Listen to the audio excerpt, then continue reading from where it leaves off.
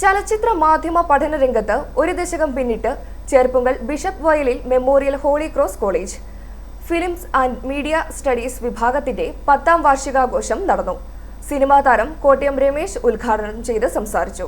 കലാജീവിതാനുഭവങ്ങൾ വിദ്യാർത്ഥികളുമായി പങ്കുവച്ച അദ്ദേഹം കലാരംഗത്ത് മുന്നേറാനുള്ള ആഹ്വാനവും നൽകി. ആ മുന്നേറ്റം ഒരു ദിവസം കൊണ്ട് സാധിക്കുന്ന ഒന്നല്ല. നാടകത്തിലും സിനിമയിലും വേഷം കിട്ടാനും ചുവടുറപ്പിക്കാനും ഒരുപാട് കഷ്ടപ്പെട്ടിട്ടുണ്ട്. അലച്ചിലുകളുടെ ആ ദിനങ്ങൾ പിന്നീട് സന്തോഷത്തിന്റെ ഓർമ്മകളാകുമെന്നും അദ്ദേഹം പറഞ്ഞു. അധ്യക്ഷ പ്രസംഗത്തിൽ college principal doctor baby Sebastian നിലവിലെ കോഴ്സുകളുടെ സാധ്യതകളെ ചൂണ്ടിക്കാട്ടി സംസാരിച്ചു. മുൻ ബർസാറും 6 വർഷത്തോളം ഈ ഡിപ്പാർട്ട്മെന്റിനെ നയിച്ച ഫാദർ ജോസഫ് മുണ്ടയ്ക്കൽ ആശംസകൾ അറിയിച്ച് സംസാരിച്ചു.